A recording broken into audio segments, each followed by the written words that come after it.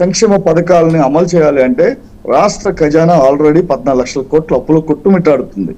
దీన్ని ఏ విధంగా ఓవర్కమ్ చేసి ముందుకెళ్తారు అనేది కేశవ్ గారి ముందు మాత్రం పెద్ద సవాలే. పయ్యావుల కేశవ్ గారి ముందు డెఫినెట్గా సార్, ఆయన PSC public accounts committee chairman గా ఉండేవారు. ఆయన ఉన్నప్పుడు చాలా జుడిషియస్ గా ప్రతి అంశం మీద కూడా స్పష్టంగా మాట్లాడేవారు, హోంవర్క్ చేసుకుని వచ్చేవారు. అప్పట్లో ఆయన అక్కడ అక్కడ ఉండేవాళ్ళం కాబట్టి తెలుసు ఆయన ఎంత హోంవర్క్ చేసుకుంటారు. మళ్ళీ మీ దగ్గరకు వస్తే ఒకసారి తిరుపతిరావు గారి దగ్గరికి వెళ్దాం. తిరుపతిరావు గారు, శాఖల కేటాయింపుతో పాటు కోటరీ కూరలు కూడా పీకేయడంలో చాలా జాగ్రత్తలు తీసుకున్నారంటే చంద్రబాబు గారు ఒక 4th టైం సీఎం అయిన తర్వాత 3 దఫాల్లో జరిగిన తప్పిదాలు, పొరపాట్లు ఏంటవి ఆయనగా సమీక్షించుకున్నారు. ఈసారి ఎవరిని ఇన్వాల్వ్ చేయాల, ఆయన ఎవరన్నా చెప్పినా విన్నారు. నిర్ణయం మాత్రం ఆయన తీసుకొని సీఎంఓని ఆయన ప్రిన్సిపల్ సెక్రటరీగా ముద్దాడ రవిచంద్ర గారిని పెట్టుకున్నది. ఆయన కూడా మీ జిల్లా నర్సనపేట అనుకుంటాను, శ్రీకాకుళం జిల్లా. సో ఎంత వైజ్ డెసిషన్, మంచి పేరుంది. ఆయన సెక్రటరీ ఫైనాన్స్ ఉండేవారు అప్పట్లో. సరే, ఈ మధ్యకాలంలో ఆయనకి వేరే బాధ్యతలు చెప్పారు, మళ్ళీ ఆయన తీసుకోవటం. వెనకటికి కోటరీ అని పేరు పెట్టే వాళ్ళు ఎవరిని కూడా ఈసారి దగ్గరికి చేరనేలా. అంటే ఇంకా వస్తారులేండి, నిదానంగా వస్తారు, అయినా కూడా జాగ్రత్తలు తీసుకుంటారు అనుకుంటున్నా. మీరేమంటారు? ఖచ్చితంగా తీసుకోవడం జరుగుతుంది. అంటే పరిపాలనలో అయితేనేమి, మీరు అన్నట్టుగా కోటరీ విషయంలో అయితేనేమి, ఆఫీసర్స్ విషయంలో అయితేనేమి. ఒక విషయం అండి, ఇప్పుడు ముందు ఆఫీసర్స్ ని మనం ఒకసారి ఆలోచించుకునేటప్పుడు కీలకమైనటువంటి ప్లేసుల్లో ఉన్నటువంటి ఆఫీసర్స్ సంబంధించే వాళ్ళ తాలూకా పొల్యూషన్ గురించి మనం మాట్లాడుకున్నాం. కానీ రవిచంద్ర గారు నాకు తెలిసి మా జిల్లానే, మీరు అన్నట్టుగా నర్సరావుపేట కాన్స్టిట్యున్సీ, వారు మా కొలీగ్స్ కి అంతా కూడా ఆయన కాంటెంపరీ ఆంధ్ర యూనివర్సిటీలో మంచి ఆఫీసరు, గ్రామీణ ప్రాంతం నుండి వచ్చి ఐఏఎస్ సాధించి ఆ రోజుల్లో మాకు అందరికి కూడా మా జిల్లాకు ఒక ఆదర్శప్రాయుడైనటువంటి వ్యక్తి. నాకు కూడా వ్యక్తిగత ఫ్రెండ్షిప్ ఉంది. ఇలాంటి వాళ్ళు తీసుకొచ్చి వాళ్ళు పెడుతున్నారు అనేసి అంటే ఇక్కడ గమనించాల్సింది ఏంటంటే ఆ సీనియర్స్ లో నేను ఇందాక అన్నట్టు వాళ్ళు ఆల్రెడీ పొల్యూటెడ్ అయిపోయారు. ఇది ఐఏఎస్ ఐపీఎస్ సంబంధించి వాళ్ళు అన్ని ప్లేసుల్లో కూడా వెతికి అందరూ అయిపోయారని ఆ రోజు కూడా మనం మాట్లాడుకోలే. అందరూ అయ్యారు, కొంతమంది సైలెంట్ గా ఉన్నారు. ఇవాళ సైలెంట్ గా ఉన్న వాళ్ళని తీసుకొచ్చి మళ్ళీ వైలెంట్ గా మార్చాల్సిన పరిస్థితి వచ్చింది అన్నమాట. కాబట్టి ఆ నేపథ్యంలోనే ఇవన్నీ ఏదైతే టీటీడీ సంబంధించి శ్యామలరావు గారిని అయితే ఇంకా చాలా మార్పులు వస్తాయి. దీనికంటే ముందు ఏంటంటే చంద్రబాబు నాయుడు గారి వైఖరిలో ఆయన ఏదైతే మీరు గమనించవచ్చు, మా సోదరులు 4.0 అన్నారు కాబట్టి ఆ భాషలోనే మనం మాట్లాడితే 3.0 అప్పుడు కూడా వారు నేను మారి చేశాను అని చెప్పుకొచ్చారు. కాకపోతే అక్కడ ఉన్నటువంటి పరిస్థితులు, ఆ తర్వాత మారినటువంటి పరిస్థితుల నేపథ్యం, లేకపోతే మాతో సంబంధాల వ్యవహారంలో కూడా కొన్ని తప్పుటడుగులు ఆ రోజు పడ్డాయి.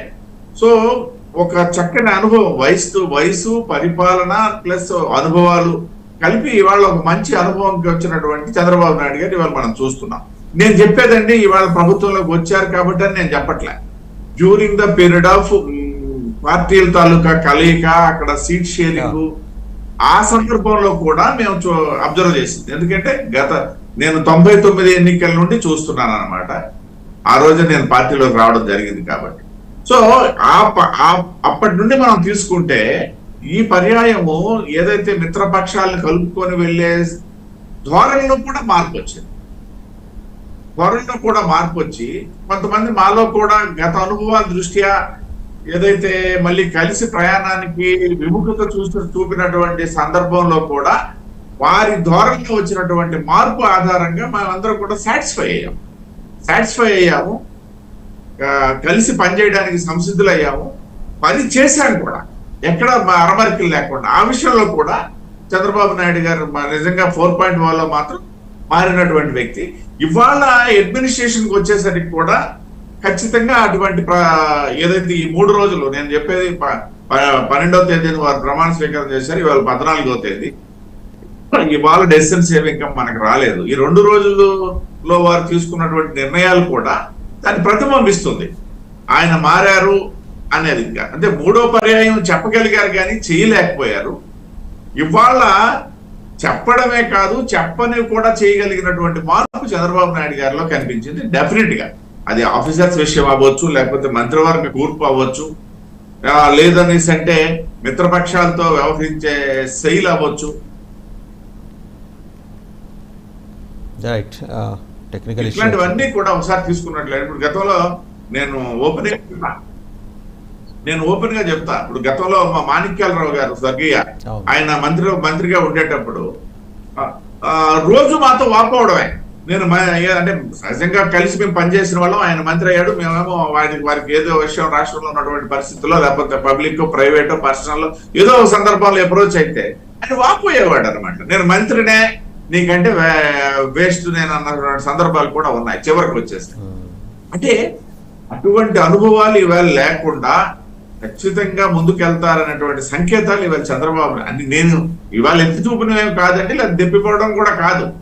గతంలో చంద్రబాబు నాయుడు గారు అన్నటువంటివే ఇవాళ చేసి చూపిస్తున్నారు. ఆ విషయంలో మాత్రం ఎవరికి డౌట్ లేదు. రెండవది ఏంటనేసి అంటే ఇవాళ రాష్ట్రం ఉన్నటువంటి పరిస్థితుల్లో కేంద్రంతో సంయమనము లేకపోయినట్టయితే సహకారము లేకపోయినట్టయితే వారితో మనకి అవసరాలు తీర్చుకునే విధంగా వ్యవహరించడం అనే దాంట్లో చంద్రబాబు నాయుడు గారు డెఫినెట్ గా తొలి అడుగుల్లోనే సక్సెస్ అయ్యారని నేను చెప్తా. ఎందుకనేసి అంటే రిజల్ట్స్ వచ్చాయి. ఎస్, ఎన్డీఏకి సీట్లు తగ్గాయి, భారతీయ జనతా పార్టీకి సీట్లు తగ్గాయి. భారతీయ జనతా పార్టీకి తగ్గాయి, ఎన్డీఏకి సంబంధించి తెలుగుదేశం లేకుండా కూడా మెజారిటీ వచ్చింది. ఈ విషయాన్ని కూడా నేను కోట్ చేస్తున్నా. అయితే ఈవెన్ ఇంకొక ప్రధాన మిత్రపక్షమైనటువంటి బీహార్ ముఖ్యమంత్రిగా ఉన్నటువంటి జేడీయూ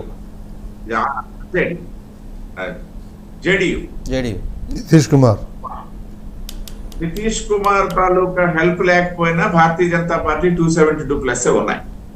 కానీ మన రాష్ట్రంలో వినబడింది ఏంటనేసి అంటే చంద్రబాబు నాయుడు గారు అసలు ఎన్డీఏలో ఉండట్లేదు అన్నటువంటి కథనాలు కూడా వడ్డించేశారు అన్నప్పుడు ఉన్నటువంటి పరిస్థితుల్లో. కానీ వారు ఒకే ఒక మాట చెప్పారు, నేను ఎన్డీఏతో కలిసి ప్రయాణం చేశాను, ఎన్డీఏతో కలిసి వెళ్తున్నా. మీకు ఎందుకు డౌట్ వచ్చిందన్న మాట ఏదైతే అన్నారో